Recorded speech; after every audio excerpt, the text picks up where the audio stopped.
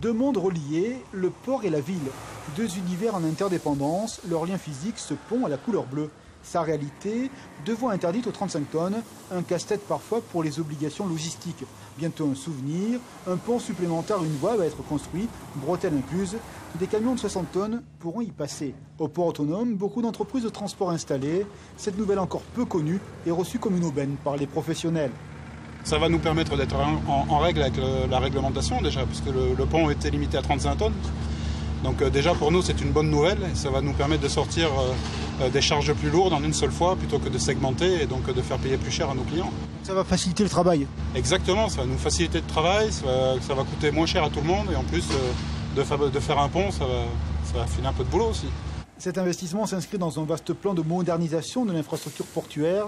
Le gouvernement a décidé une enveloppe de plus de 5 milliards. Ce nouveau pont coûtera 600 millions. Son calendrier prévoit une mise en service en octobre. Sur cet axe très fréquenté, ce nouvel équipement est une garantie de meilleure sécurité. Ce sera pour la sécurité de tous et puis on n'aura pas à s'en faire. Et surtout aussi pour les engins à deux roues.